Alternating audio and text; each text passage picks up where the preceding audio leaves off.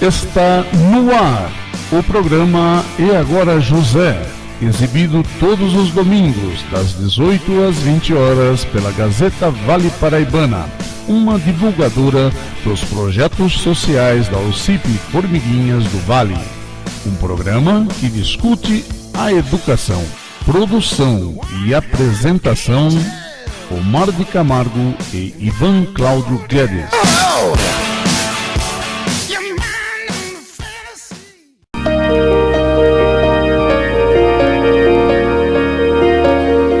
É isso aí, este é o programa E Agora José, direto dos nossos estúdios em Guarulhos, São Paulo, Brasil, com transmissão para a Cultura Online Brasil e para a Rádio Internacional Lusófona. Este é o programa E Agora José, um programa que discute a educação com transmissão pelos apresentadores Omar de Camargo e Ivan Cláudio Guedes, com supervisão de Felipe de Souza e coordenação pedagógica de Gisele Fevereiro. Hoje nós vamos discutir sobre a greve, a possível greve dos professores na cidade de Guarulhos, São Paulo. Dentro de alguns instantes, teremos nos nossos estúdios a presença de Viviane Lourenço da Silva, que já está a caminho. Enquanto isso, eu gostaria de começar o programa trazendo algumas reflexões sobre essa questão das greves que vem ocorrendo.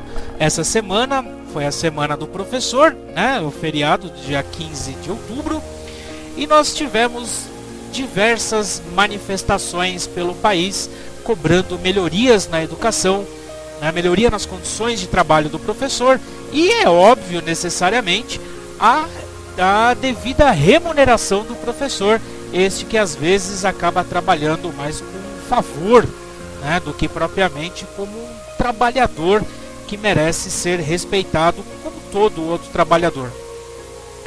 Bom, e aí, para a gente poder começar, eu andei lendo algumas coisas e o Leonardo Sakamoto, ele que é colunista do UOL, soltou um artigo essa semana muito interessante, por isso que eu trouxe aqui, dizendo o seguinte: detesto aquele papo de que é possível educação de qualidade sem recursos. Então vamos ver o que o Leonardo Sakamoto está querendo dizer. Eu que compartilho e assino embaixo, né, do que ele está dizendo. Aí, como eu detesto aquele papinho aranha de que é possível uma educação de qualidade com poucos recursos, usando apenas a imaginação. Aulas do tipo MacGyver, sabe? Agora eu pego essa ripa de madeira de demolição, junto com esses potes de azeitona usados, coloco esses 2 pregadores de roupa, mais essa corda de sisal e pronto. Eis um laboratório para o ensino de química para o ensino médio. É possível ter boas aulas sem estruturas? Claro, há professores que viajam o mundo com seus alunos embaixo da copa de uma mangueira, com uma lousa e pouco giz. Por vezes, isso faz parte do processo pedagógico. Em outras, contudo, é o que foi possível. Nesse caso, transformar o jeitinho provisório em padrão consolidado é o ó do Borogodó. Pois, como é sempre bom lembrar, quem gosta da estética da miséria é intelectual, porque são preferíveis escolas que contêm com o mínimo de estruturas, para conectar o aluno ao conhecimento, para guiá-lo além dos limites de sua comunidade. Ah, mas Sakamoto, seu chato, eu achei linda a história da Ritinha, do povoado Todé Castigo, que passa a madrugada encadernando sacos de papel de pão e apontando lascas de carvão que servirão de lápis para os alunos na manhã seguinte. Ela sozinha dá aula para 176 pessoas de uma vez só, do 1º ao 9º ano, e perdeu peso porque passa seu almoço para o Joãozinho, um dos alunos mais necessitados. Ritinha deu um depoimento emocionante ao Globo Repórter desses dias, dizendo que apesar da parca luz de candeeiro de óleo de rato estar acabando com a sua visão, ela romperá quantas madrugadas for necessário, porque acredita que cada um deve fazer a sua parte. Para quem não se lembra, Joãozinho é velho personagem deste blog. Ele comia biscoitos de esterco com insetos e vendia ossos de zebu para sobreviver. Mas não ficou esperando o Estado, nem seus professores lhe ajudarem, e por conta própria lutou. às vezes contando com a ajuda de menecas da iniciativa privada com sentimento de culpa ou feeling para ganho de imagem institucional. Andando 73,5 km todos os dias para pegar o ônibus da escola e usando folhas de bananeira como caderno. Hoje é presidente de uma multinacional. Ritinha simboliza a construção de um discurso que joga nas costas do professor a responsabilidade pelo sucesso ou fracasso das políticas públicas de educação. Esqueçam o desvio de orçamento da educação para pagamento de juros da dívida.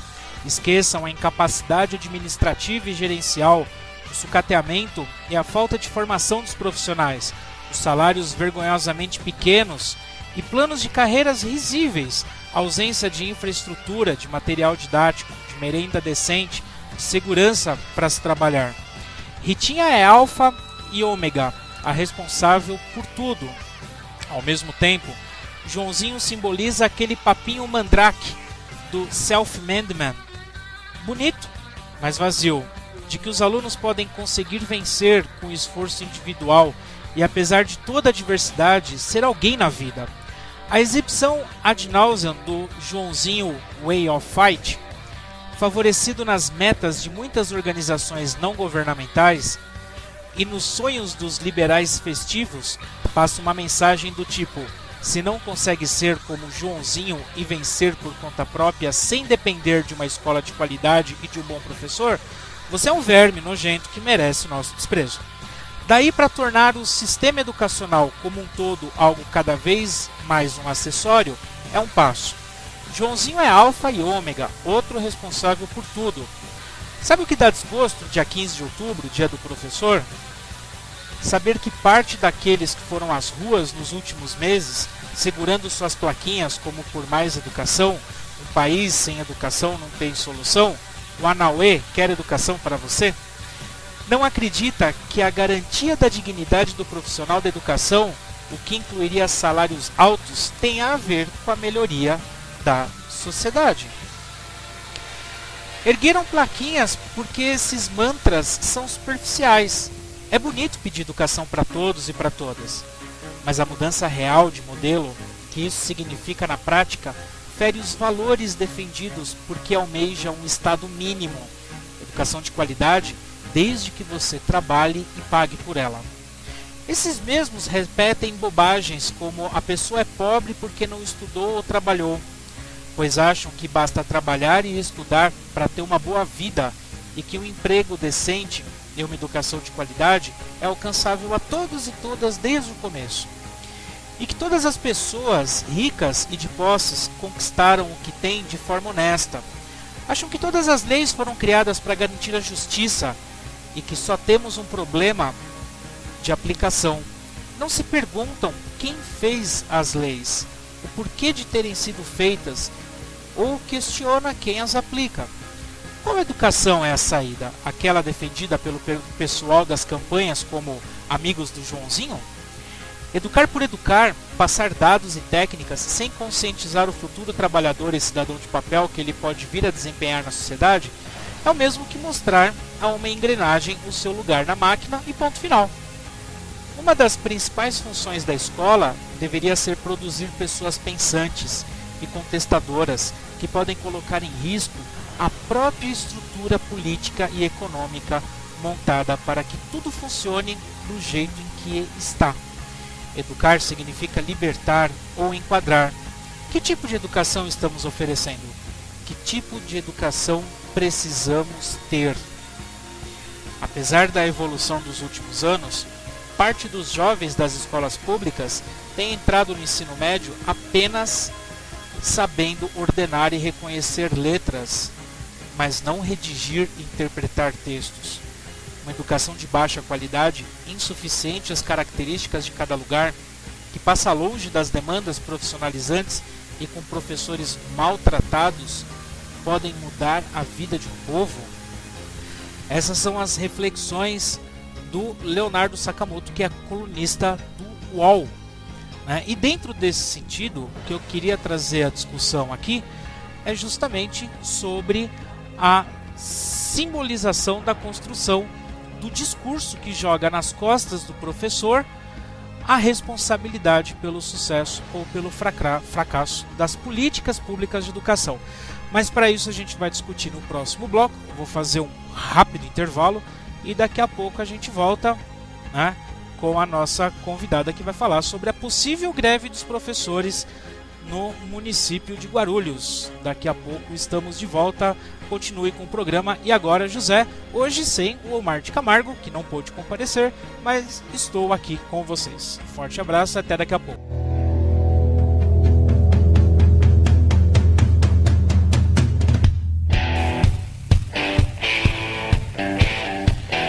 Estamos de volta com o programa E Agora José, direto dos nossos estúdios em Guarulhos, com transmissão para a Rádio Cultura Online Brasil e para a Rádio Internacional Lusófona. E agora estamos já com a nossa convidada, Viviane Lourenço da Silva, ela que é agente de desenvolvimento infantil na Prefeitura de Guarulhos e professora de História, veio conversar conosco sobre as manifestações que vêm ocorrendo em Guarulhos, sobretudo, obviamente, na área da educação, e explicar um pouco esse movimento, porque tudo dá a entender que a prefeitura, que os professores da prefeitura estão caminhando em direção à greve. Então, boa noite, Viviane, seja bem-vinda. Boa noite, Ivan. É um prazer estar aqui, até porque a gente estava precisando de um espaço para também manifestar os nossos interesses e a gente tem percebido que aqui é um lugar onde a gente tem uma abrangência aí de educadores ouvindo, e aí vai ser muito legal nossa conversa. Bom, você que está nos ouvindo pode mandar a sua pergunta para programa eagorajosé@hotmail.com e também pelo Facebook, né? Programa eagorajosé@hotmail.com. Você acha o nosso programa, a página do nosso programa no Facebook, ou ainda pelo Cultura Online Brasil, né? Na interação você também pode enviar a sua pergunta, a sua crítica, a sua sugestão para o nosso e-mail que está disponível. Vamos lá. Bom, eu tenho acompanhado a Prefeitura de Guarulhos há algum tempo, né? Quem acompanhou o programa sabe que nós já fizemos uma entrevista, inclusive, com o presidente do Sindicato dos Trabalhadores na Administração Pública, que é o Pedro Zanotti, né? Se ele estiver ouvindo, um abraço para Pedro Zanotti, que já conversou um pouco com a gente, né, alguns meses atrás, sobre a situação em Guarulhos, da Prefeitura. Eu vi que a Prefeitura, através do secretário da Educação, que é o professor Moacir, que também é formado em História, né? Ainda que a gente já tenha algumas discussões sobre isso, mas enfim, o camarada formado em História, deu aula no Estado, e aí depois de eleito vereador e nomeado secretário da Educação, tudo indica que ele passou a sofrer de uma amnésia pedagógica, né? Acho que ele esqueceu como é que é em sala de aula e começou a ditar normas e regras, na minha humilde opinião, incabíveis, né? Porque até algum tempo atrás veio a proibição de ficar doente, né? O professor não podia mais ficar doente em horário de serviço, porque ele não ia aceitar atestado de horas, mas enfim. O que está acontecendo na Prefeitura de Guarulhos? Então, na verdade, aquela questão do atestado foi até uma gotinha, né, perto do oceano de desmandos aí que o governo, né, em nome do Almeida, né, o Moacir, porque quando ele está lá, ele está porque o prefeito Almeida o colocou, né, então ele representa o governo de modo geral. E aí, são várias questões, né, Ivan? A gente, através de um processo de muita luta, a gente conseguiu garantir aí um plano de carreira em 2010, né? Com greve, com manifestação também, porque, na verdade, o sentido de valorização do educador nesse governo não é garantido, ele é conquistado, ele é tomado, né, através de muito esforço dos professores daqui. E aí, a gente garantiu em 2010 esse plano de carreira, só que a gente percebeu que ele não vinha sendo cumprido, né? Em sua maior parte, as questões mais relevantes estavam ficando de fora da discussão, estavam caindo no esquecimento por parte do governo. Ele fala, e aí ele publica, inclusive em jornais hoje, jornais da cidade, por conta da manifestação que a gente fez, ele publica lá, falando de um aumento aí de 126% para o educador, para colocar a população, de certa forma, contra o professor do filho dele. Só que, assim, ele deu um aumento de 126% em cima de R$600. Nós tínhamos um salário de R$600. 1000% em cima de nada é nada, né? É nada.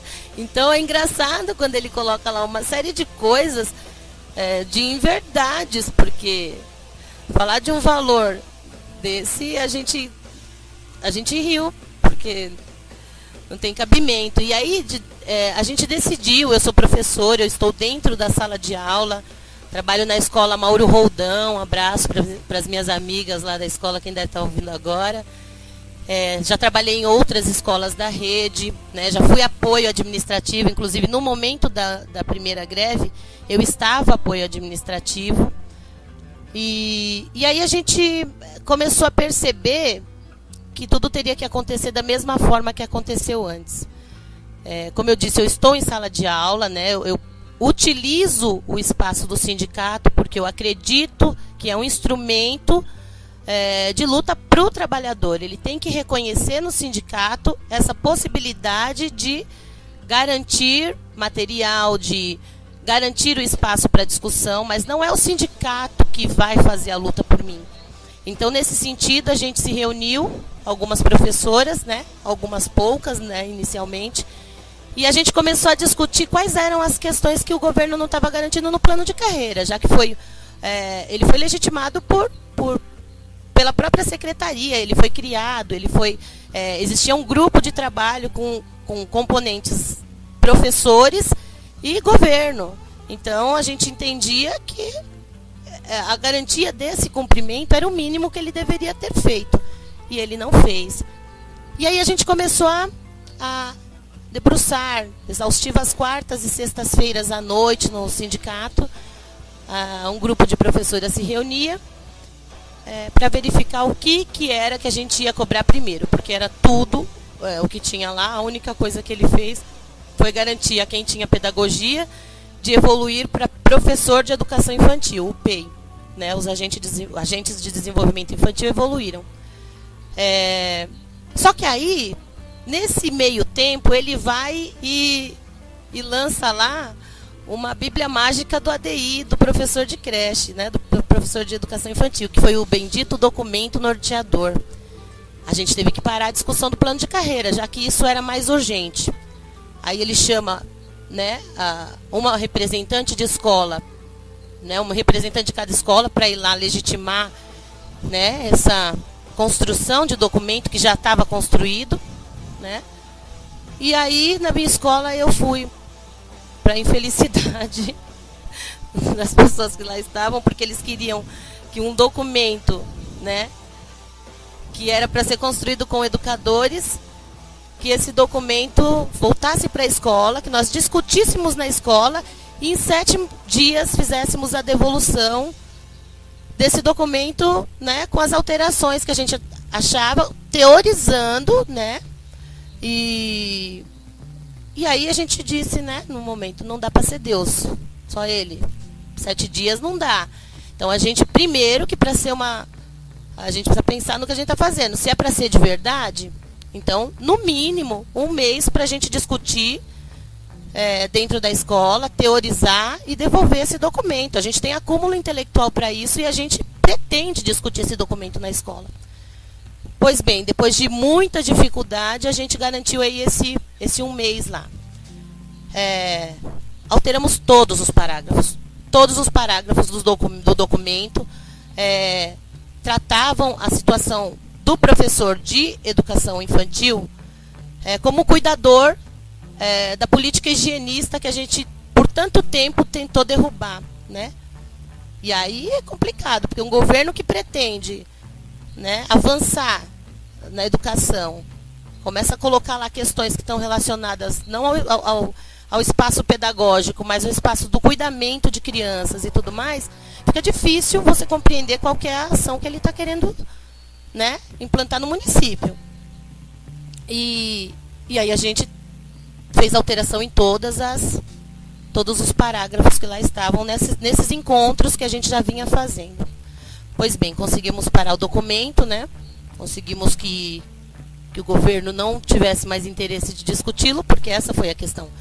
Quando chega lá, ó, todas as alterações pautadas em teorias de grandes pensadores, pautadas em um conhecimento sério sobre a área da educação, acima de tudo sobre o conhecimento dentro da sala de aula, das questões que estão relacionadas com o nosso trabalho diário, ele parou o documento, ele não quis mais discutir, né? Tá suspenso, a gente não sabe até quando, porque uma vez você disse uma coisa que eu não esqueço, que foi, parece que ele dorme pensando no que ele vai fazer para ferrar com a gente no dia seguinte. Eu nunca mais esqueci disso, porque é a grande verdade. E aí a gente retorna para essa discussão do plano de carreira, né? Para garantia de questões mínimas. Aí ele vem com a coisa do atestado. E aí né? A gente tem que de novo mobilizar algumas pessoas indignadas como nós. Vamos para o DRH para tentar conversar com alguém que nos ajude, porque é uma arbitrariedade muito grande. Eu não poder levar um filho doente no médico, eu não poder passar mal, porque se você vai numa UBS hoje, você não escolhe o dia que você vai passar. Sim. Você não escolhe o horário do seu exame médico. Eu sou hipertensa. E eu só passo no cardiologista no período da manhã. Esse período eu estou em aula. E aí, se for um exame, se for uma coisa de rotina, eu não posso fazer, porque na UBS da Prefeitura de Guarulhos, né? A UBS da própria Prefeitura de Guarulhos, ela não garante esse atendimento. Então, o que você entende é que o professor realmente não pode adoecer. E aí, depois disso, a gente começou a chamar algumas pessoas para conversar.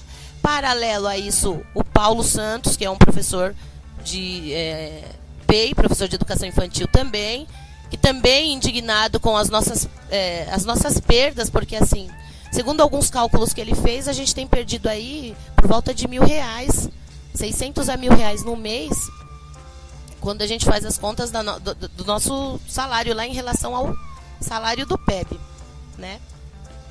E aí ele começou também a mobilizar alguns grupos de algumas professoras.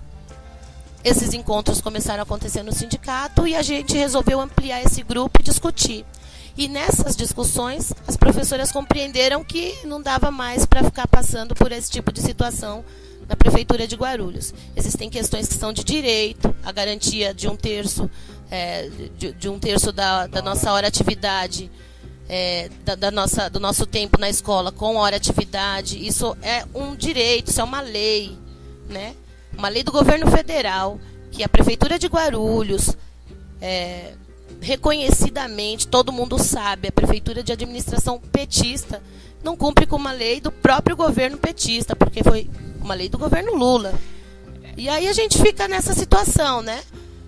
De a quem a gente vai, para que santo a gente reza, porque se o próprio governo descumpre a lei do próprio chefe dele, fica complicado. Essa lei é a Lei 11.738, né, de 2008. É a lei do piso. Essa lei é uma piada, né? Porque primeiro que ela não prevê punição. Ela é seca, né? Ela não prevê punição. Então, quer dizer, quem não quiser cumprir, não cumpra. E essa lei, ela foi assinada quando o Tarso Genro era o ministro da Educação. E o Tarso Genro hoje é o governador do Rio Grande do Sul. E o Tarso Genro, governador do Rio Grande do Sul, não cumpre com essa lei, que ele assinou. Criada pelo Cristóvão Buarque na lei. O projeto de lei. O projeto do Cristóvão Buarque, ele assina e ele não cumpre. Ele assina e ele mesmo não cumpre. Na época ele era o ministro da Educação, né? É muita contradição, né? É muita contradição. E aí eu me lembro que uma vez eu estava estava numa palestra, num evento, e o secretário de Educação estava lá. E eu sou totalmente contra essa, não sei a sua opinião, mas eu sou totalmente contra essa ideia dos 10% do PIB na educação, os royalties do petróleo na educação. Por quê? Não é porque eu não quero mais dinheiro na educação, é porque dinheiro tem. Tem muito. Tem muito dinheiro. O problema é como esse dinheiro é aplicado, né? E como esse dinheiro é administrado. Então, toda semana aqui a gente fala de corrupção na educação, desvio de verba do Fundeb, superfaturamento de mochila, superfaturamento de merenda. As né? construções das escolas agora, não As sei se você já construções- viu agora os pórticos das nossas escolas. Eu fiquei indignada, mas os pórticos são M. M de quê? M de quê? Então- Qual é a intenção quando eu faço uma reforma nas escolas?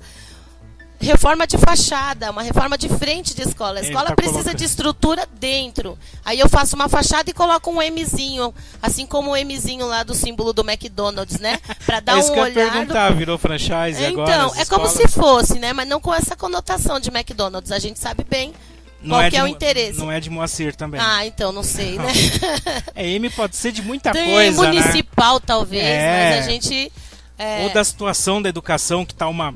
né? Então aí coloca o M lá. Então aí é onde a gente vê o dinheiro indo. E a gente senta. Aí a gente fez a manifestação no dia 14, foi o que a gente tirou em reunião no sindicato, em assembleia. Decidiu-se por manifestar no dia 14, porque era uma manifestação ideológica, uma manifestação reflexiva do educador. Era um dia, nosso feriado, né, de comemoração do Dia do Professor seria dia 15. Mas aí o nosso governo, já preocupado com o nosso movimento de manifestação, antecipou para que o professor, coitado, que sofre em sala de aula, pudesse viajar, né? Com o dinheiro que ele ganha, Sim. ele pudesse fazer uma viagem e tudo mais, e achou que ia desmobilizar a categoria. E ele se enganou, porque nós colocamos na rua aí, numa segunda-feira, emenda de feriado, do professor, 600 educadores, entre assistentes de gestão, agentes escolares, cozinheiras, professores de educação infantil, professores de educação básica. Então, a gente foi recebido por esse governo, né? Nós fomos recebidos pelo Vitor Kleber, lá na administração, e depois nós descemos para a educação e rapidamente, prontamente, o secretário de educação nos recebeu. Ah, ele recebeu vocês? Ele recebeu. E foi a primeira vez que ele recebeu o sindicato, né? Com a intenção que o sindicato tinha lá, foi a primeira vez que ele abriu a porta para discutir. Só que é muito engraçada a discussão do Moacir, é muito preocupante, porque quando a gente chega lá para falar, primeiro que ele fala que ele não tem autonomia para decidir coisas. Na verdade, ele não tem autonomia para decidir nada. Cara, o secretário não tem autonomia? Exatamente. Então ele tá tirando a responsabilidade dele e jogando nas costas do prefeito. Ele agora fala que a CPN, que tem uma comissão permanente de negociação, é quem é soberano nessas negociações e que vai discutir com essa comissão de professores e com o sindicato. Só que essa comissão ela já existe há algum tempo e ela não tem evoluído muito nessas discussões. Ela tem tido alguma dificuldade, né? Parece que o governo não tem muito interesse de falar sobre a valorização do professor, de falar sobre o que o professor tem direito, o que lhe é devido, né? Então, agora, parece que a partir de agora o governo acredita nessa comissão permanente e, segundo ele, é quem vai dar as diretrizes aí para essa discussão. E ele fala também, e é onde eu fiquei bastante preocupada, é que não tem dinheiro para cumprir com as reivindicações do professorado. Mas para fazer fachada em formato Pois de M, tem. aí eu fico pensando, quanto será que foi gasto nisso? É do mesmo dinheiro? Talvez seja da mesma, né? Não sei, do mesmo lugar que sai o nosso, sai esse, aí a dificuldade. Mas a gente tem também uma verba, o Ivan, que é uma verba do Fundeb, que vem para o professor, né? Que é o nosso, na linguagem nossa lá, o nosso 14º. E aí se chama gratificação de mérito, né? mérito, você compreende que você tem que merecer, né? Mereço mérito. Só que o governo, e aí nas falas do Moacir, ele diz o seguinte: nós não conseguimos ainda pensar de que forma a gente vai avaliar o professor para poder pagar para ele o dinheiro dele, né? Então, há 2 anos ele tem nos dado a metade. Numa escala onde conta da metade para o todo, se você está recebendo a metade, você é o pior. E eu não sou a pior, eu sou muito boa. Eu vou te falar, eu sou uma das melhores professoras que tem na rede. Já que é nesse sentido que a gente está falando, se eu tenho direito ao mérito, claro, eu sou a melhor a merecer. Claro. Óbvio. E aí ele não me dá... parte eu sou o melhor. Não é? Agora ele diz que não, e ele está me dando a metade. A nossa conversa foi nesse sentido. Pois quando ele fala que ele não conseguiu ainda desenvolver os critérios para saber quem merece A, quem merece B, quem merece C... Aí eles nos dão a metade. E foi quando eu falei pra ele: mas me fala uma coisa, Moacir, eu não tenho culpa, né? Se vocês não tiveram competência ainda pra desenvolver essa avaliação, qualquer coisa que seja que você acha que tem que ter. Eu vendo de fora, eu vejo que eles não têm critério nem pra avaliação de aluno. Pois é. Né? Não então, existe. Não conseguiu fazer e não conseguiu fazer o nosso e não vai conseguir. E aí eu falei pra ele o seguinte: olha só, mas se você não consegue fazer, sei lá, a sua equipe aí, que é bem grande, a Secretaria de Educação hoje tem muita gente trabalhando lá dentro. É gente pra danar. E não conseguir desenvolver um processo avaliativo, então me paga o todo, porque quem está sendo penalizada de novo sou eu. Eles não têm revisor de língua portuguesa. Falei, inclusive, se precisar de ajuda, eu vou. Nós temos competência para fazer isso. Quem não é de Guarulhos, quem não sabe, a Prefeitura de Guarulhos, quando fez a suspensão do dia 15, transferindo para o dia 14, saiu com erro ortográfico. Não é resolução, né? Na prefeitura não é resolução. Comunicado. Saiu com erro ortográfico, a palavra suspensão. Pois é. E aí algumas pessoas até questionaram e falaram assim: poxa, mas o cara sobe lá no carro de som, e aí, no sentido de depreciar mesmo a figura do Pedro, ele sobe lá no carro de som, mas no carro de som você não tem corretor, né? Você não tem como corrigir o que você fala. Mas, pô, você está fazendo um texto e você faz um texto mal redigido, e aí é uma preocupação, porque a depender de quem está fazendo aí esse critério de avaliação nossa, eu gostaria de fazer parte, inclusive, porque eu não sei o que vai sair disso. Há 2 anos ele não conseguiu, significa que está faltando pessoa qualificada para fazer numa secretaria com aquele tanto de gente. O meu currículo está à disposição, precisando de alguma coisa. Por favor, olha, nós estamos aí à disposição do governo para Afinal de contas, a gente estudou para trabalhar. Muito. Não pra... Eu vou chamar um breve intervalo para a gente poder tomar uma água, um café, aproveitar que está bem calor, tomar um café faz bem. E aí, daqui 10 minutinhos, nós estamos de volta. Continue ouvindo o programa E Agora, José.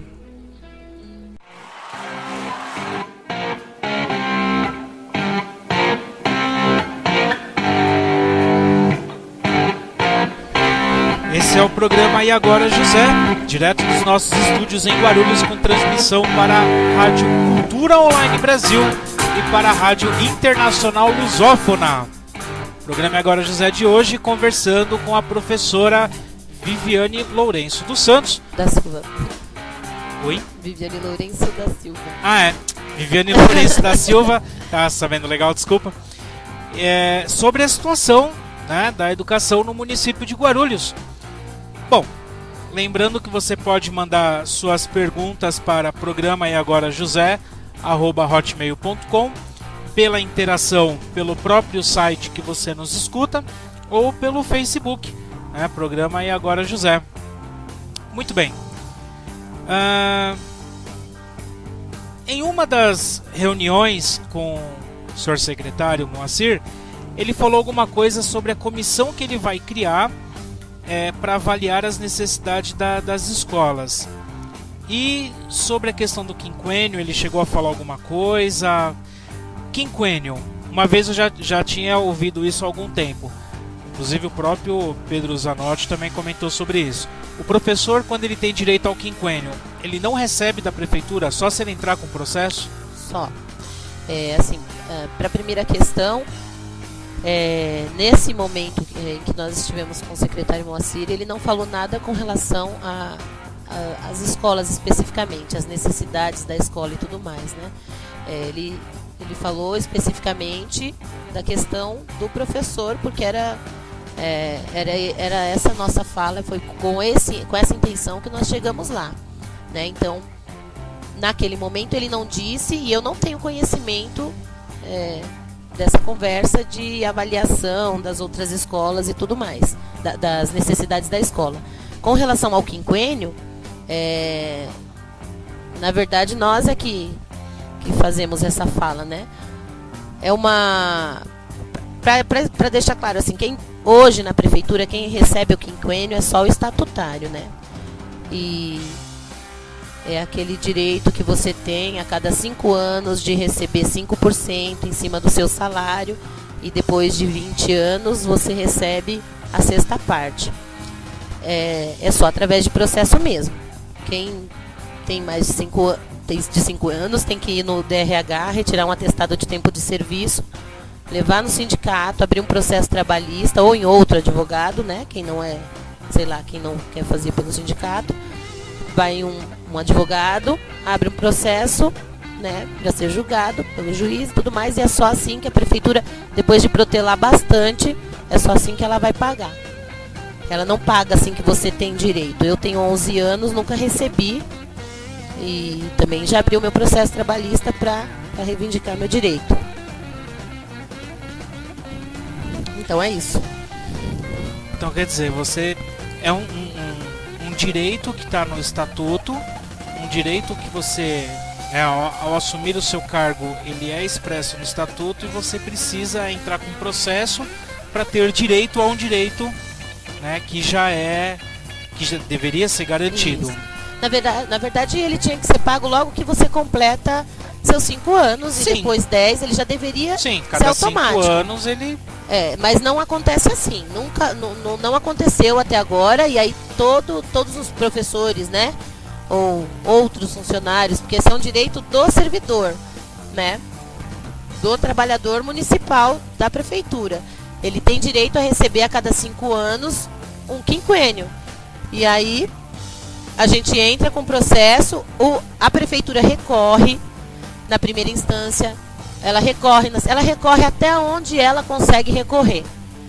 E aí depois ela é obrigada a pagar retroativo, né? Porque é direito.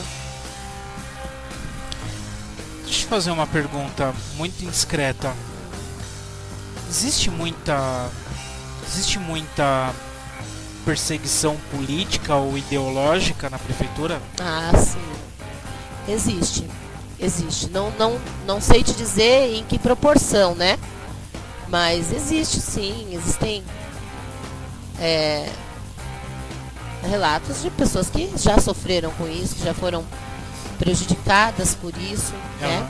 Inclusive é o que mais as pessoas perguntam pra mim: poxa, mas você vai e você fala, e aí depois, né? Eu não tô falando nenhuma mentira, né? Tudo que eu tô dizendo aqui são coisas que acontecem conosco, nós professores de Guarulhos, especificamente da prefeitura, tá? Poderia dizer de outras instâncias governamentais, porque quem minimamente acompanha algum meio de comunicação tem visto aí todo o processo de depreciação que os professores do Brasil têm sofrido. Mas eu tenho que falar da prefeitura de Guarulhos porque é onde eu estou, né, exercendo a minha função por mais tempo, onde eu sou concursada, eu trabalho aqui concursada nessa prefeitura. E eu estou dizendo de questões que acontecem realmente, não são coisas que eu inventei, né?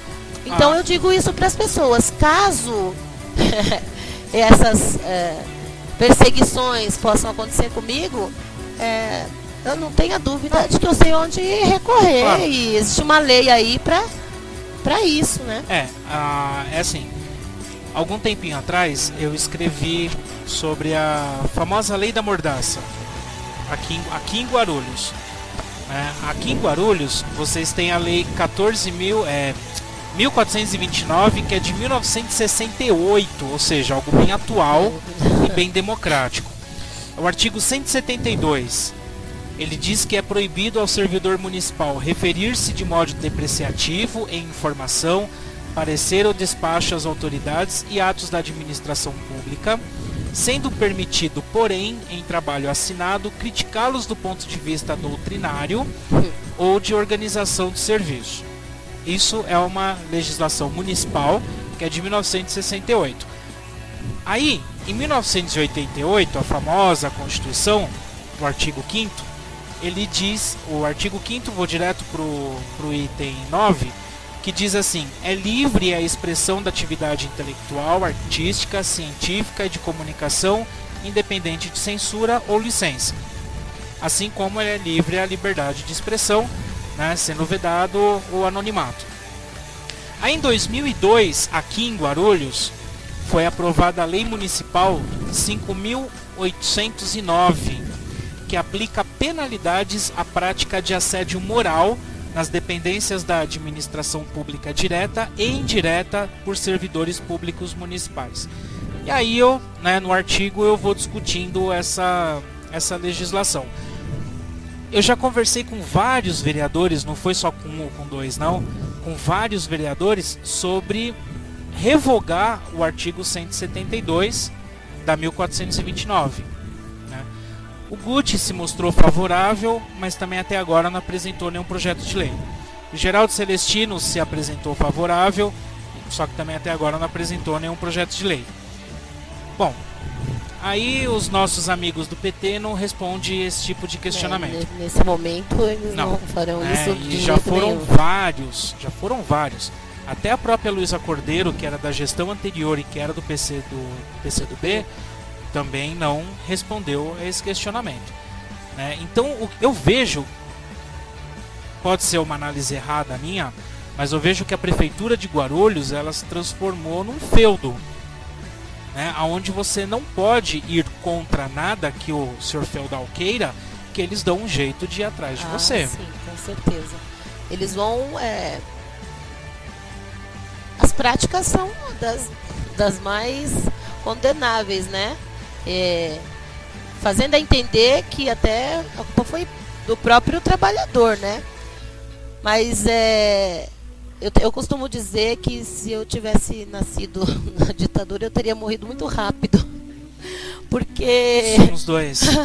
Eu não tenho muita dificuldade de lidar com isso não. Eu acho que essa palavra feudo ela cabe perfeitamente ao que a gente tem vivido nesses últimos tempos, porque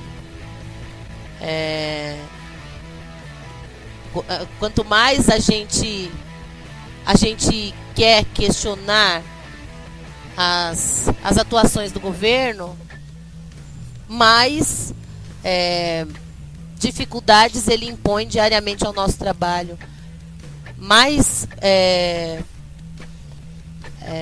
castigos, né? Mais punições nós sofremos, né? Na escola. E então, enfim, a lei de 68, né? Super atual. A Constituição é soberana nesses casos. Sim. Então, eu vou dizer... Sabe, assim, eu tô te perguntando isso, que eu te conheço há algum tempo, pouco tempo, é verdade, mas há pouco tempo, mas eu sei que você não tem papas na língua, você, o Omar, eu, o Felipe, a gente tá, né, pouco se lixando para o que diz a opinião, principalmente das autoridades, né? A gente tá dentro da legislação, a gente tá embasado, a gente aguenta a pressão, aguenta a dor de cabeça, porque dá dor de cabeça, bastante. Né? Mas por que eu tô trazendo isso à tona? Porque eu sei que tem muita gente que nos escuta e tem medo de se manifestar. Sim. Né? Tem medo de se manifestar. Ainda que a gente não coloque o nome da pessoa quando ela faz a pergunta, mas muita gente tem medo de se manifestar, seja nas nossas postagens, seja se manifestar mesmo diante da prefeitura, diante dos vereadores, né? Tem muita gente que tem medo de qualquer tipo de represália. E eu sempre gosto de tocar nesse assunto Porque a gente precisa estudar. Igual uma coisa que eu sempre falo, o professor precisa, principalmente professor, precisa estudar, precisa estar por dentro dos assuntos e da legislação. Porque já por dentro da legislação a gente engole muito sapo, imagina sem conhecer direito. Agora tem uma pergunta feita aqui, que é assim: Viviane, quais são os pontos relevantes entre a última secretaria e o Moacir? Houve alguma diferença? A última secretaria era a Eneide. Né? Eu tô com o Rosinel Bauer na cabeça. Tá tranquilo hoje. Era a Eneide. Então, existe aí uma série de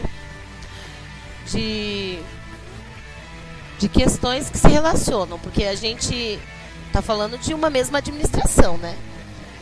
É que o Moacir, ele tem perdido um pouco mais o rumo com relação ao professor, né? A gente teve alguma conquista no último mandato, né? Do Moacir, inclusive, que foi o plano de carreira. E segundo ele,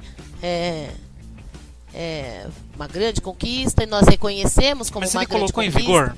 Ele está cumprindo então, o plano de carreira? É onde eu falo para você. A única parte em que ele cumpriu de fato foi a questão da mudança de nomenclatura do ADI para PEI com a pedagogia e aquele aumento que ele fala hoje em 126%, que era sobre R$600. Então não dá para considerar isso como um ganho, né?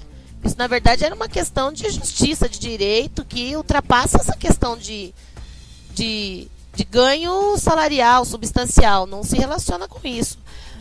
Porém, aconteceu, o plano de carreira aconteceu nesse governo. E aí ele, inclusive na fala do Moacir, da dona Neide, né? Nós temos que olhar para o que foi conquistado, nós temos que olhar para o passado para a gente andar para frente. Eu falei, olha só, em nome de 2010 eu não posso passar o resto da vida aceitando esse descaso. Já no tempo da Eneide, nós não tivemos esses avanços, né? Mas também nós não tínhamos esse excesso de absurdos, como a gente tem passado aí, que é a questão dos atestados, a questão do cumprimento do próprio plano de carreira, né? Que é óbvio, se o plano de carreira foi implementado nesse governo, a cobrança de cumprimento dele tem que ser emergencial, né? Então, fica difícil fazer uma avaliação entre os dois, né? Mas a grande verdade é que esse será mais cobrado por conta de a conquista aconteceu no governo dele. Então, a gente compreende que ele deveria ser o primeiro a fazê-la, né, cumprir, né? E então não acontece. Então, é isso aí. Eu tenho dificuldades sérias de avaliar, viu? Eu talvez tivesse mais facilidade de avaliar um outro de um outro governo que não fosse esse. Eu sinceramente, eu não conheci. Quer dizer, eu conheci a Eneide, mas eu conheço muito pouco para fazer uma avaliação do trabalho dela. Mas eu acho que ela, pelo menos, escutava um pouco. A secretária na época era a Linda Bel, né?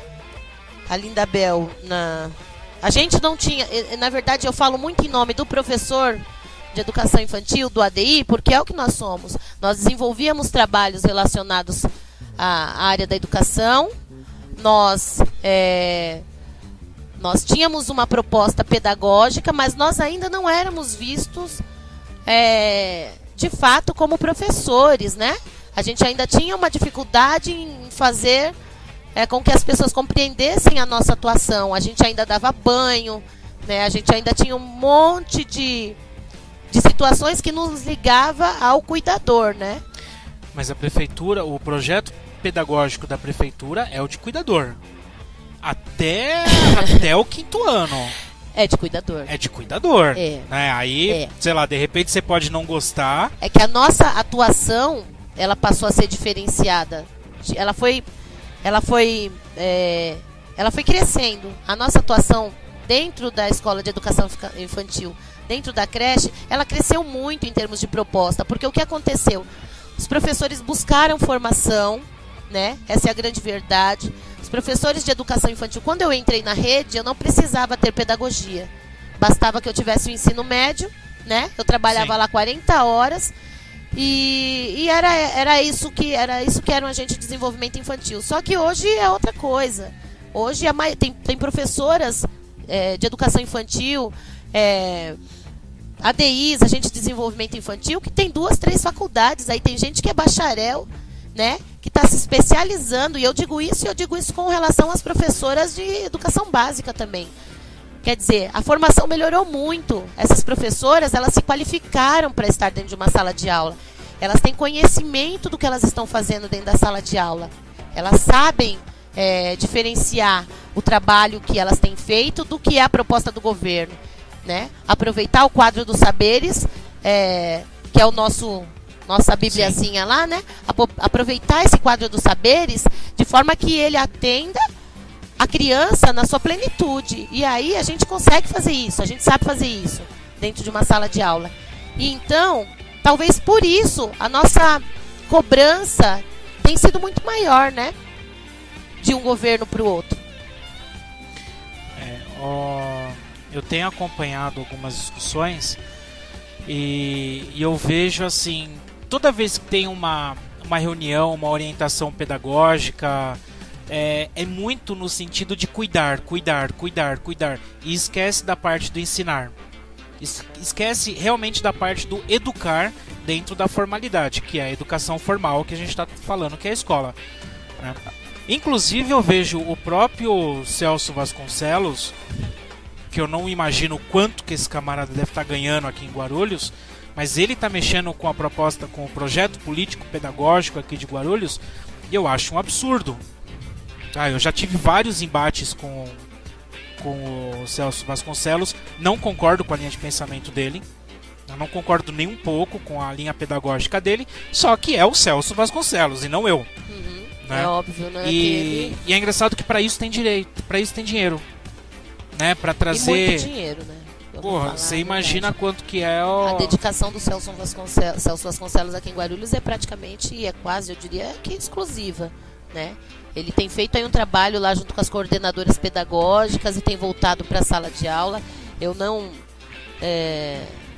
Enfim, a gente até agora, né, a gente participou de um processo aí de construção de um pensamento dentro das escolas. Esse pensamento tem ido para dentro da escola, porque as coordenadoras pedagógicas, eu não sei em todas as escolas, mas a minha, ela é uma boa coordenadora pedagógica, e aí ela tem desenvolvido um trabalho legal com relação a essas mudanças que ele tem feito. Enfim, o que eu estou querendo dizer é que isso está entrando na escola e tem um pouco do que a gente pensa também. Uhum. A gente tem conseguido, dentro da escola, dizer algumas coisas, né? Mas ela ainda não chegou, essa proposta não chegou ainda no sentido de mudança de projeto político. Ela ainda é uma construção de um pensamento, ela está muito antes ainda. E a orientação ainda é assistencialista. A orientação... E é complicado, né? Porque uma orientação puramente assistencialista, ele só tem um objetivo, o voto. Acabou. Mas aí se você for analisar, né? Por exemplo, quando o governo coloca lá no jornal uma prestação de... A gente faz uma manifestação num dia, e o governo no dia seguinte coloca lá no jornal para a população, olha, não é nada disso. Na verdade, o professor ele tem ganhado, sim, um salário adequado. Está reclamando à toa. A gente fez isso, a gente fez isso, a gente fez isso. Então, quando ele coloca isso, é de dizer, olha, eles estão errados, nós é que estamos certos, porque nós estamos garantindo lá para o seu filho que ele coma bastante na escola, só que o pai não sabe o que está indo para essas escolas. As crianças não comem carne nas escolas, eu diria que desde o meio do ano passado, ou um pouquinho depois, porque não vai mais. O que tem ido para a escola é ovo, salsicha e, eventualmente, frango, né? É isso que as crianças estão comendo. Então, eles fazem lá um calendário dizendo para o pai, olha, sua criança está sendo muito bem alimentada, né? Ela vai para a escola, ela come bem, ela vai ficar lá por um período lá com a professora, não importa fazendo exatamente o quê, né? Mas ela vai ficar lá, olha, eu tô te dando uniforme, eu tô te dando um tênis para o seu filho ter acesso. E não que eu seja contra a garantia de acessos, não, mas eu acho que eu tenho minhas questões com relação ao que tem sido feito aqui em Guarulhos. Agora tem o leite, né? Ele vai dar o leite, ele vinculou lá a entrega do leite, a presença da criança na escola, a presença da mãe na reunião. Ele não deixa eu ir na reunião do meu filho. E ele quer obrigar o pai do meu aluno, quer dizer, é muito contraditório, são posturas contraditórias. O professor ele não tem direito de ir na reunião do seu filho. Não pode, porque pode, eu posso ir, eu vou perder o meu dia de trabalho, é uma falta, o problema é meu. Só que eu quero que a mãe do meu aluno... Eu não posso falar isso pro pai do meu aluno, o problema é seu. Ele tem que ir lá, ele tem que ir na reunião, azar dele, se o patrão dele não deixar, porque senão o filho dele vai perder o leite lá no fim do mês, né? A gente tem aí uma dificuldade de dizer para o pai que... E aí é uma questão assistencialista puramente, né? Olha, pai, a criança que está doente, ela tem garantia pela LDB, pelo ECA, de que ela tem que ser cuidada, ela precisa de atendimento, ela tem que estar sob supervisão da família dela, né? Para que ela se restabeleça. O lugar de criança que está doente é em casa, né?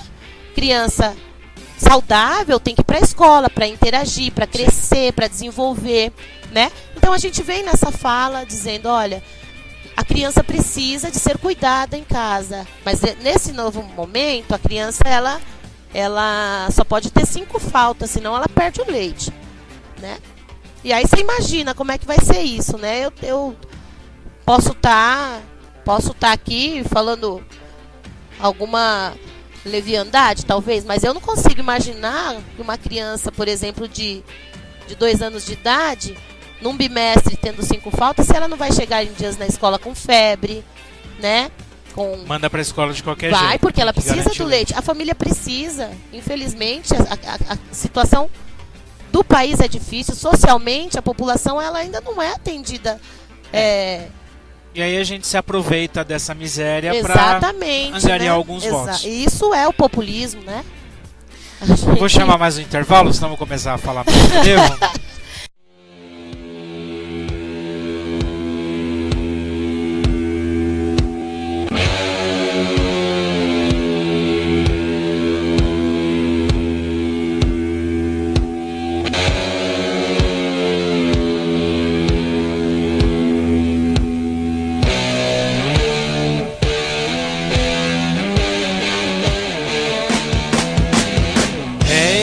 Programa E Agora José, direto dos nossos estúdios em Guarulhos, com transmissão para a Cultura Online Brasil e para a Rádio Internacional Lusófona. Hoje conversando com a Viviane sobre a situação da educação no município de Guarulhos, São Paulo. E aí, Viviane, sobre essa questão do professor ser contratado para trabalhar por 25 horas, acabar trabalhando por 30, e aí essa diferença de 5 horas, explica pra gente como é que funciona isso. Então, a gente também teve a gente levou um certo tempo para compreender o que estava acontecendo com relação a isso, né? Porque ele coloca lá a possibilidade do professor trabalhar em escola com período estendido, né? Escola de 2 turnos, quem é da rede sabe que tem algumas escolas, né? Que você pode trabalhar nessa escola 30 horas e tudo mais, e você amplia a sua jornada. Até aí, problema nenhum. Se é de interesse do professor ampliar sua jornada para 30, vá lá e seja feliz. Contanto que ele tenha o direito dele garantido. Só que não acontece isso. Porque o cara trabalha lá 25 horas, trabalha 30 horas durante o ano, aí quando chega por volta do mês de novembro, o período de já dezembro, que as crianças não estarão mais na escola, o contrato cessa. E aí ele passa a ganhar de novo como 25 horas, né? E aí no próximo ano ele vai fazer um novo contrato, o professor vai esperar renovar esse contrato, e aí ele volta a ganhar com 30 horas. É como se fosse uma hora extra que ele faz, né, obrigatoriamente. Uma hora extra que ele é obrigado a cumprir durante um período de 10 meses aí, né? E aí, se esse camarada, por exemplo, se aposenta... Não conta. Perde tudo isso. Perde. As professoras aí de 30 horas e as nossas colegas também, que são ADIs e IPs, que estão na jornada de 35 horas, porque assim como a professora de 25 horas trabalha 30, nós temos a jornada de 30 para a professora que trabalha 35. É a mesma coisa. Não conta com o seu direito lá de INSS, não conta para nada. Você é como se você fizesse realmente uma hora extra. E aí, quando a gente vai falar da questão de 1/3 da jornada, a gente não sabe como o governo vai agir, porque a lei do 1/3 da hora atividade, né? Essa lei ela é muito seca, né? Ela é muito subjetiva.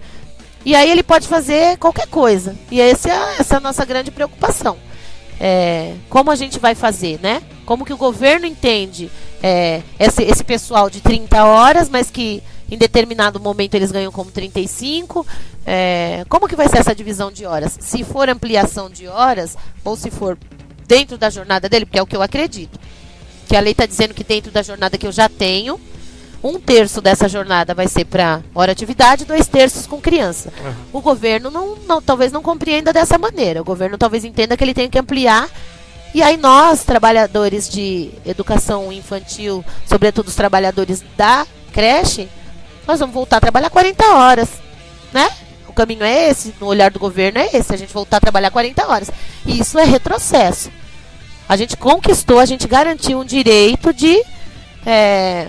da nossa redução de jornada, porque a gente compreende que o trabalhador sofre. Não é saudável para o professor ficar tanto tempo dentro de uma sala de aula com 25, 30, 35 crianças, aí como são os nossos módulos, que também é um outro questionamento, né? A gente tem hoje a professora de educação básica trabalhando com 30 alunos e rezando para não pegar lá as nossas crianças, que são as inclusões numa quantidade maior, porque a gente sabe que tem caso no Jardim Jaci, parece, no Jardim Guaraci, que tem professora com 8 inclusões dentro de uma sala de aula, completando 30.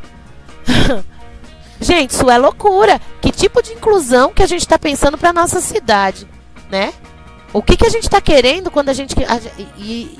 seria maravilhoso que a gente desse conta de receber essas inclusões, mas de forma saudável, de forma tranquila. Não é pegar 8 meninos lá com as dificuldades de todo tipo, porque é diverso. Quando eu falo de incluir, eu não direciono o tipo de inclusão que essa professora vai receber.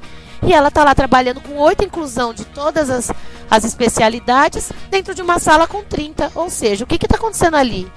Né? Mas não existe esse olhar. Os nossos módulos aí, os nossos módulos são contraditórios, inclusive com a proposta do MEC. A gente tem algumas turmas que estão sendo trabalhadas no módulo, que é o caso do berçário 2, né?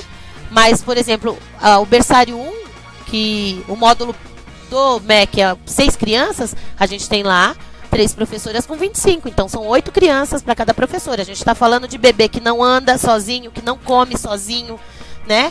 Que é bebezinho. A proposta é que ele entre na escola com 6 meses de nascido. Então elas estão lá com esses meninos, dos mais pequenininhos aos maiorzinhos que já estão andando, em 3, com 8 crianças para cada uma. O estágio 1 também, né? O módulo do estágio 1 pelo MEC, eu não tenho certeza agora de quanto é, mas as professoras estão com 30 alunos dentro de uma sala de aula de estágio 1. Uma professora de educação básica. Quer dizer, a gente não está conseguindo cumprir nem essa questão de módulo, aí a gente vai colocando 8, 9, 10 crianças de inclusão. E vem assistente para isso? Nem sempre vem. As estagiárias, você diz? Estagiário é uma questão complicada, né? Porque quem é o estagiário? O estagiário é um estudante. O estagiário é um estudante de pedagogia. Ele é um estudante que está na faculdade para observar, né? Enquanto observador. Não é esse o caso, né? Agora, para lidar com a inclusão, para realmente auxiliar o professor a trabalhar com aquela inclusão, não tem que ser estagiário. Mas tem que ser um especialista, muito pelo contrário. Pois na nossa cidade, o nome desse assistente de ajuda para o professor é estagiário. Ele está lá, estagiando. Eu terminei o ensino médio. Comecei a fazer a faculdade de pedagogia.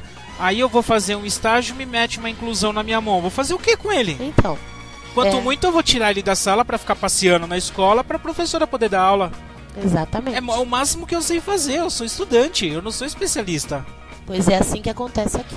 As pessoas que deveriam ser as pessoas para auxiliar o professor com essas inclusões, o especialista, é óbvio que tem pessoas que são especialistas e que frequentam em alguns momentos a escola, mas é um apoio diferenciado. A pessoa que vai estar diariamente lá, no sentido de colaborar com essa professora, o trabalho diário com aquela inclusão, porque nem sempre também a professora sabe qual tipo de inclusão que ela vai receber. Não tem problema nenhum, desde que depois ela tenha um suporte, né, que o governo garanta o suporte para a especialidade que ela recebeu. Isso é incluir com qualidade, é dizer que aquela criança está ali, mas que, olha, a gente está sabendo, a gente vai buscar o caminho para que essa criança se desenvolva dentro dessa sala e que essa professora tenha as competências para fazer isso, né? Porque nem sempre a gente tem. A gente é formado numa especialidade, mas a gente não é super-herói. Nós não somos super-heróis dentro de uma sala de aula. Nós não conhecemos tudo.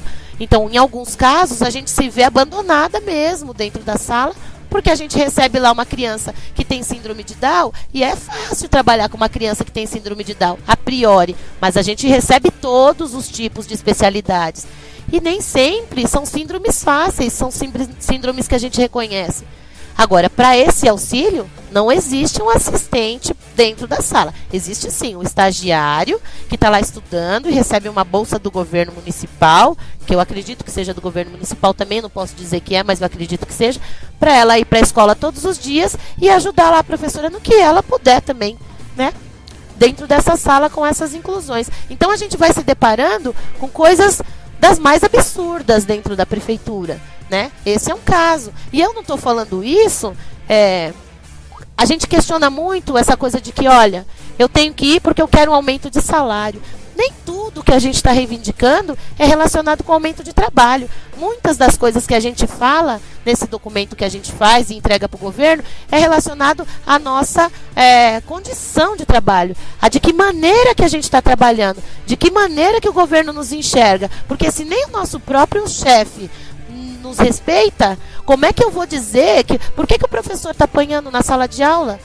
Porque o professor apanhando não... literalmente. Apanhando, porque ele não é respeitado nem por quem deveria ser o primeiro a dizer, olha, aqui eu respeito a educação. Você vai no ABC, tem escola no ABC, que é o filho do vereador que está lá, porque ele acredita na escola pública. Tem escola do ABC que está assim, escola municipal, que o cara para lá na frente, é só carro de luxo parando na porta de escola pública, porque ele acredita naquela educação. Agora, eu duvido que tenha um vereador dessa cidade, que tenha um político dessa cidade, ou alguém que tenha um pouquinho mais de dinheiro, que vai colocar seu filho na escola pública. Se ele próprio não respeita o professor, quem vai respeitar então? Então, quando a gente fala de reivindicação, é também no sentido de qualificar o respeito, garantir no mínimo de cidadania para esse professor que está na sala. Há um tempo atrás, a gente não podia nem comer a comida que tinha na escola. Porque foi baixado um decreto que a gente não podia se alimentar dentro da escola, com alimentação que ia para o lixo. Então... É verdade, eu lembro disso. Isso foi muito cruel, isso foi muito complicado para a gente engolir toda essa história, né? Todas essas formas de abuso. Por que são abuso com o professor, poxa vida? É ruim que eles nos tratem assim, né? Como é que eu vou dar qualidade de ensino se eu não tenho qualidade no meu trabalho? É uma reflexão que a gente tem que fazer. Então, nem sempre a gente está falando de salário, de dinheiro. E na pauta que a gente entregou para o governo, se ele leu, ele vai saber que nós queremos muito mais do que isso. As professoras de Guarulhos hoje, elas querem qualificar o trabalho. Elas querem ser respeitadas porque elas querem ter formação decente, elas querem garantia de cursos melhores, cursos que a Secretaria de Educação vem fornecendo há mais de 10 anos, a mesma pasta. Não dá para ser assim mais. A gente quer muito mais que isso. A gente quer que mude a grade dos cursos que são oferecidos, né? A gente quer falar da nossa evolução funcional, porque isso também nunca mais foi feito. A nossa evolução a cada 2 anos, ela era feita assim, você completava 2 anos, você evoluía por letra. No plano de carreira, o governo diz o seguinte, não, agora essa evolução não vai mais ser assim, né? A gente vai apresentar aí os projetos inovadores, que são todos os meus, viu, Ivan? Todos os meus projetos são extremamente inovadores. Eu acho que eu devo estar aí já na letra Z de evolução, contando com todos os meus projetos inovadores, que a prefeitura deveria estar olhando para mim, porque eu sou muito boa com isso, já que é nesse critério, né?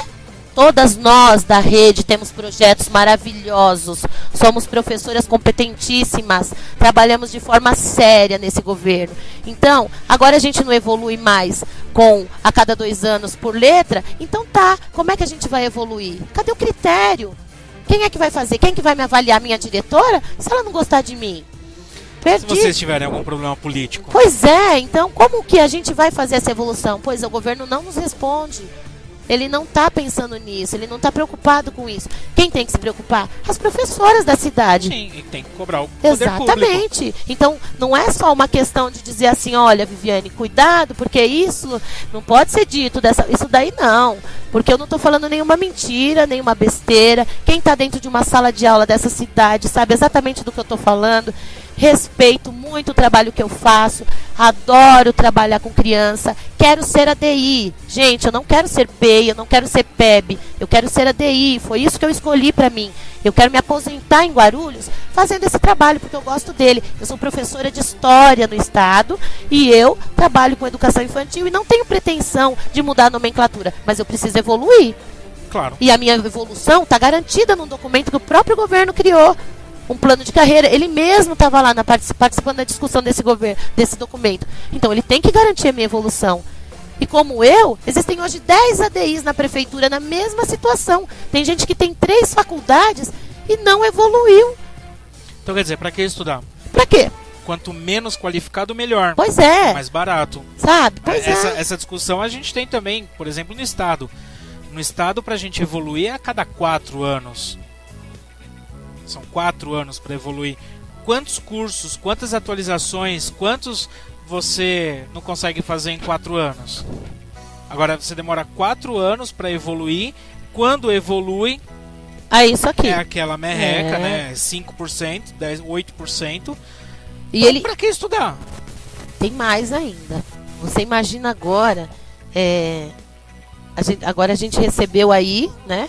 Eu não podia esquecer de falar isso. A gente recebeu o documento de remoção, né? E aí algumas coisas mudaram na remoção, né? E aí agora ele está falando que a gente vai primeiro garantir o nosso horário né? Na escola, e aí o que sobrar vai para remoção. E aí ele vai ter 2 classificações. Eu estou muito confusa ainda com relação a isso, mas são 2 classificações. Uma classificação que você vai começar a ter dentro da escola, né? Você vai ter uma classificação lá, e aí a sua classificação geral. Quando você muda de escola, você muda 0. Você não tem classificação naquela escola. E aí, meu filho, se você não tem condição de pegar o seu horário no próximo ano e você está trabalhando em 2 escolas... Ema. Então as professoras precisam olhar para isso, gente. Tem que ler lá o comunicado que o governo mandou, porque para quem não tem problema entre trabalhar de manhã e trabalhar à tarde, ou trabalhar no intermediário, ou qualquer horário que seja, beleza. Agora, quem tem problema com horário, né? Quem tem aí bastante tempo de rede, que tem o direito legítimo de ir para a escola que quiser, no horário que quiser, esqueça. É o seguinte, é aquela coisa de que antes a gratificação por estímulo, né, acesso, aquela gratificação de estímulo à permanência, que algumas escolas tinham, agora é assim, ó, a sua garantia de permanência na escola é pelo tempo que você está lá. Então você vai querer ficar naquela escola, tendo dinheiro ou não, porque se você sair dela, a casa vai cair para você. Então, é assim que tem sido. Estão cobrando beijos e abraços seus aqui, você conhece? Pedro Henrique Lourenço. É o meu filho. Ó, pergunta pra Viviane se ela percebeu a presença da família dela. Toda. A presença maçante da minha família aqui, mandando perguntas inclusive. Tá vendo? Ó, família participativa. Tá vendo? Olha só, o Pedro Zanotti, um abraço também pro Pedro.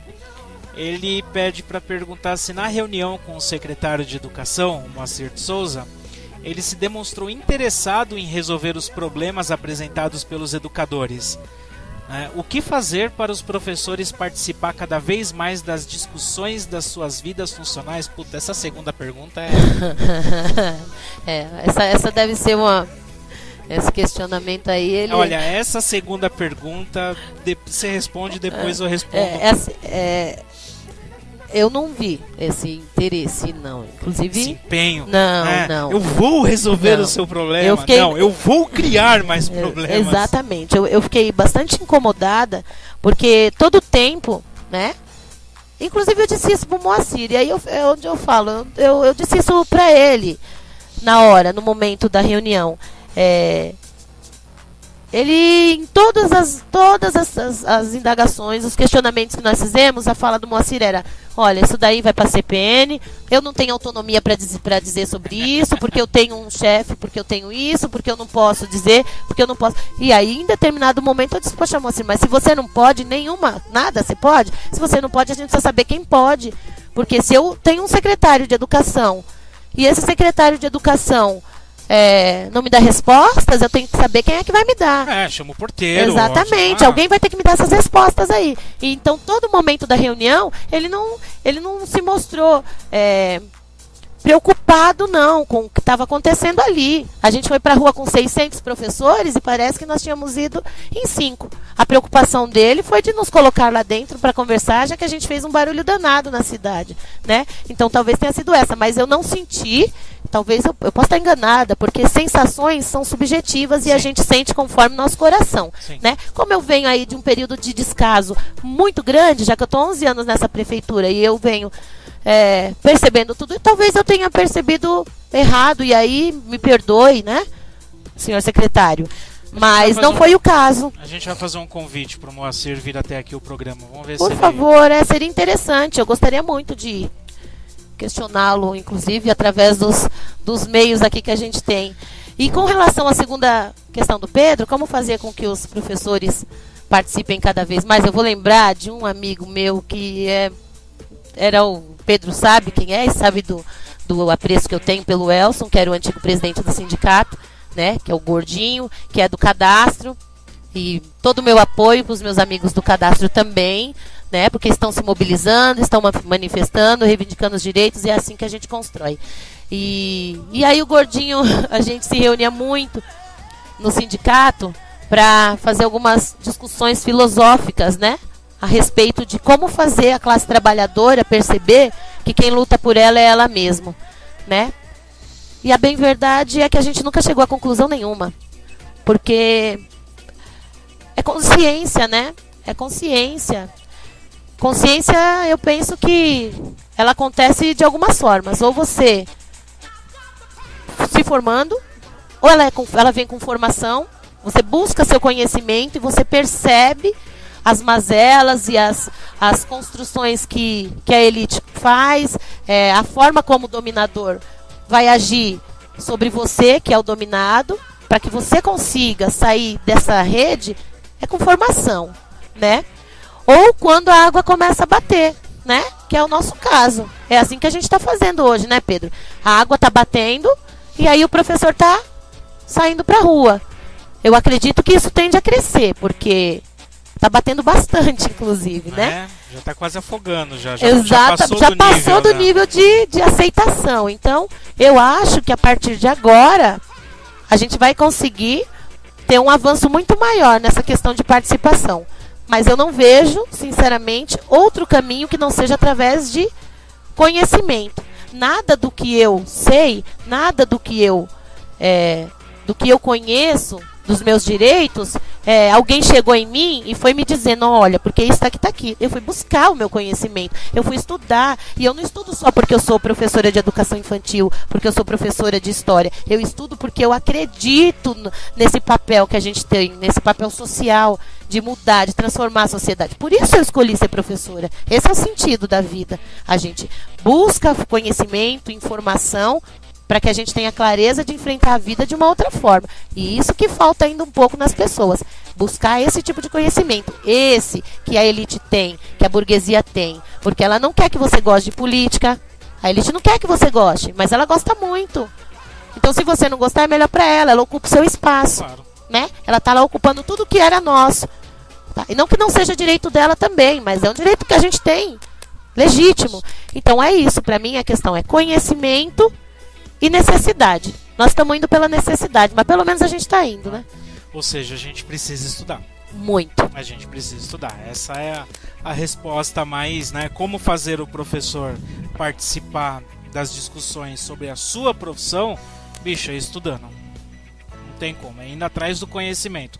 E estudando não significa necessariamente fazer mestrado, doutorado. Não, isso é uma opção. Estudar, você estuda da hora que você acorda até a hora que você vai dormir. Depende do que você faz nesse tempo, né? Ir atrás da aprendizagem, ir atrás do conhecimento, a gente procura fazer, né, 24 horas por dia. Agora depende do caminho que a gente escolhe, né? A última pergunta é uma pergunta que eu acho que mereceria um programa só em cima dela.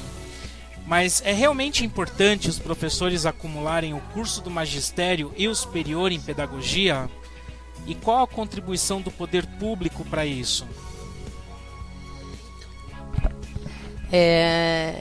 Eu, né, não fiz pedagogia, mas conheço bastante da atuação pedagógica, porque é como eu disse, o que eu não sei eu procuro saber, né? O que eu não conheço eu vou buscar. Mas a minha filha faz magistério, né? E eu conheço muita gente que fez pedagogia, de todo tipo, das melhores às piores, sim. Né? Eu fiz curso de história, fui bolsista do ProUni, fiz curso de história na UNG. E esse curso que eu fiz, ele não garantiu a minha formação, né? Não garantiu ela toda. Eu tive que sentir a necessidade de de responder algumas questões e eu busquei. Agora, o magistério, ele é um alicerce muito importante que os governos tiraram. Eu vejo a minha filha hoje fazendo e eu vejo que ela está... o nível de conhecimento que ela está construindo hoje, nesses 4 anos, supera alguns cursos de pedagogia que a gente conhece. Supera e bem. Então eu diria que eles se complementam, né? Mas não tenho autoridade no assunto para falar, olha, eu acho que eu acho que eles se complementam, porque o magistério dura 4 anos, né? São pegadas diferentes. A atuação é diferenciada, ela tem estágio desde o primeiro ano em sala de aula com professoras de escolas municipais da Prefeitura de São Paulo, porque ela faz na Prefeitura de São Paulo. Uhum. Então ela tem estágio quase que diário. Então ela está conseguindo ser uma professora sem ser ainda, né? Ela já está tendo essa atuação.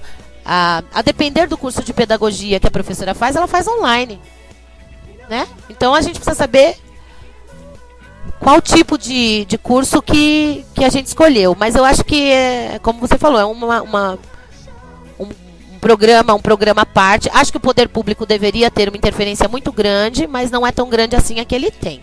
Né? Também não dá para sentar e ficar esperando o poder público fazer a parte dele. Não, nem deve, nem pode, nem nada, né? Bom, uma última consideração aqui, ó. A maioria dos professores da escola, da ouvinte, não apoia pelo simples fato deles acumularem, e toda essa briga pelo plano de carreira leva ao não acúmulo por causa da jornada. Ou seja, o professor ele prefere acumular, né, ter dois empregos, do que ele brigar por ter um emprego que garanta essas 2 jornadas. Que garanta a sobrevivência dele e da família. Exatamente. Né? Quando a gente fala de qualificação, a gente fala inclusive que a gente precisa ter dedicação para o trabalho que a gente faz, né? E como que a gente garante isso? É lutando, né, minha amiga? Ficar dentro da escola também não dá. Bom, os professores no Rio de Janeiro, será que eles deixaram alguma lição pra gente? Eu acho que todos do país, né? Eu acho que todos os professores do país estão nos dando aí lições diárias de que tem alguma coisa errada, né? A gente está percebendo isso. Que bom, né? lá o gigante acordou, a gente também. A gente, na verdade, tem gente que nunca dormiu. Eu não me vi dormindo em momento nenhum. Mas eu acho que nem todos... com spray de pimenta, né? Não. E eu acho que o professor, historicamente, é uma das categorias aí que mais foi pra rua, né? Junto, né, eu diria que junto com o metalúrgico lá, que também, né, teve seu período aí de militância grande para essa causa de greve, de luta, de condição de trabalho, o professor foi um desses. E a gente ficou um tempo dormindo, ficou um tempo no marasmo. E aí o país está mostrando que não, porque não foi só no Rio. Existem professores do país inteiro que têm demonstrado sua indignação. E que bom, porque não somos o melhor país em educação, a gente está longe de ser, né? E aí eu acho que foi sim uma importante lição de ir para a rua e de dizer que a gente tem que fazer isso também. Como de São Paulo, alguns professores aqui do estado, né? Os professores do estado, da prefeitura de São Paulo também fizeram movimentos de greve aí que foram importantes, que tiveram que recuar em algum momento. Mas é uma outra questão. Mas eu acho que o país tem demonstrado. Vivi, eu queria agradecer muito a sua participação aqui, o nosso tempo já está estourado. Eu falo muito. O Felipe, não, mas isso é ótimo. A ideia de trazer o entrevistado aqui é essa, não é para eu falar. O Felipe de Souza já está em São José dos Campos para transmitir o Noites de Domingo. Suas considerações finais? Olha, a minha consideração é assim, de agradecer quem tem nos apoiado. Ivan, muito obrigado por ter nos chamado aqui. É um momento importantíssimo para a gente, para o que a gente pretende. E de dizer para as professoras, gente, a nossa hora é essa. Se a gente não começar a pensar que não é só o meu problema que tem que ser visto. Eu também, se eu for pensar só em mim, eu não vou falar aqui nunca das questões relacionadas à professora de educação básica, a cozinheira, que eu queria ter muito mais tempo para falar das cozinheiras e das condições. Tenho amigas que sofrem com esse descaso. Os assistentes de gestão, essas pessoas não compõem nosso plano de carreira e elas deveriam estar. Então, é de dizer mesmo, é de implorar para que as nossas amigas professoras, que elas venham conversar com a gente. A gente se reúne de quarta-feira, em alguns momentos, de sexta a gente está no sindicato. Professoras como vocês, que estão em sala de aula, que estão conversando para pensar numa forma melhor de dizer para o governo que a gente precisa ser respeitado. Então é mesmo uma aclamação mesmo. Minha consideração é essa, Ivan. É de solicitar encarecidamente que as professoras venham conversar conosco, professoras como elas. E é isso. E obrigada para todo mundo. Legal. Eu que gostaria de agradecer muito a participação. Lembrando que domingo que vem, das 18 às 20 horas, Programa Agora José. Nosso Facebook, programeagorajosé@hotmail.com. Escreva-nos, envie sua sugestão, sua crítica. Acredito que até terça-feira o vídeo de hoje esteja disponível no YouTube. Para quem quiser assistir ou mandar para os colegas, vai ficar registrado. E agradecer novamente a presença da Viviane. E agradecer a você, ouvinte, que nos acompanhou até agora. Fique agora com Felipe de Souza, com Noites de Domingo. Muito obrigado pela sua companhia e até semana que vem, se Deus quiser. Tchau, tchau.